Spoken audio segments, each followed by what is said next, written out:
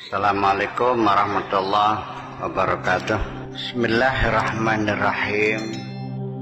Al-asma'u tufarraqu 'anil ismi wal ismu yufarraqu 'anil ma'na. Nama-nama itu, nama-nama itu adalah dipecah dari nama.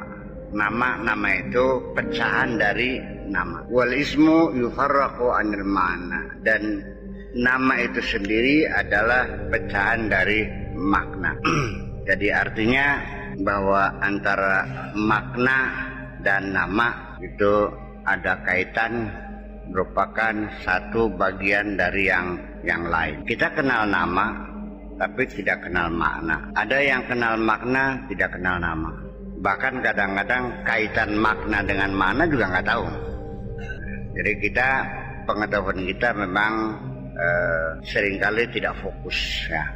Pengetahuan yang tidak fokus ya, susunan silogismenya nggak jelas, premis-premisnya tidak tersusun rapi, sehingga kesimpulannya menjadi berbeda-beda. Mengenal nama adalah tidak ada artinya kalau tidak mengenal makna, dan makna itu sendiri juga menuntut secara terminologis, menuntut suatu nama. Sesuatu makna menuntut satu nama. Begitu ada beda maknanya, maka harus menuntut nama yang berbeda. Artinya bahwa secara terminologi, ketika ada sesuatu yang maknanya sama, fungsinya sama, sebagai alat untuk minum, tetapi kalau bentuknya seperti ini, sekalipun alat untuk minum, namanya gelas. Begitu ada kupingnya, kita sebut dengan cangkir. Karena bentuknya semakin besar disebutnya muk. Kalau pegangannya panjang namanya gayung, dan seterusnya dan seterusnya. Tetapi ketika kita mengenal gelas tapi tidak tahu untuk apa gelas ini, berarti kita belum kenal gelas ya. Pengertian wa'allama adamal asma'a kullaha bukan sebatas hanya mengenal nama. Banyak orang kenal nama tapi tidak tahu untuk apa, dibikin dari apa, gunanya apa, dan sebagainya. Asma' kullaha itu artinya memerlukan waktu yang lama dan perlu banyak pengetahuan. Artinya dari sini kita bisa tahu betapa cerdasnya Adam, dikasih ilmu oleh Allah tentang terminologi kullaha, semuanya. Maka secara tekstual saya memastikan Adam adalah manusia pertama yang punya tingkat intelektualitas setinggi itu. Orang yang pertama kali punya tingkat intelektualitas tinggi adalah Adam di dunia ini.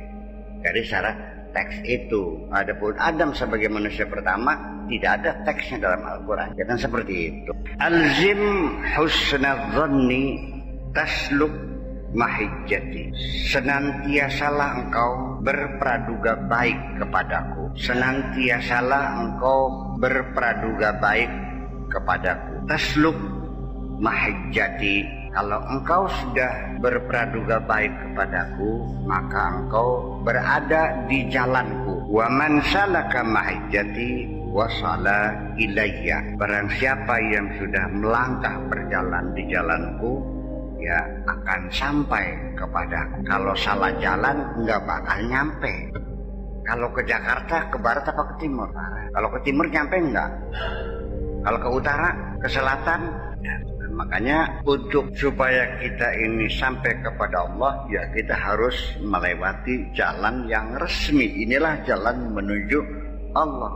Bisa masuk ke jalan yang menuju Allah itu, ya satu, kita harus selalu husnudzan, berpraduga baik kepada Allah. Bagaimana kita bisa kenal Allah kalau berawal kita sudah punya suudzon kepada Allah?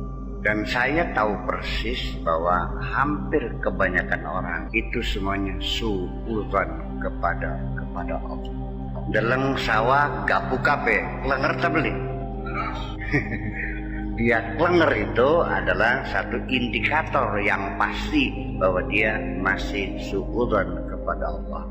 Menuduh Allah tega, menuduh Allah medit, menuduh Allah kejam, dan sebagainya dan sebagainya.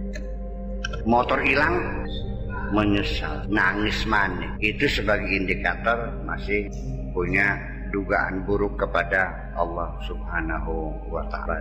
Ketika kita jatuh sakit, juga kita tetap harus husnudzon. Mungkin ini yang terbaik bagi Allah. Ya. Apa sih terbaik? Allah sedang menegur kita supaya sadar diri. Itu aja. Ya.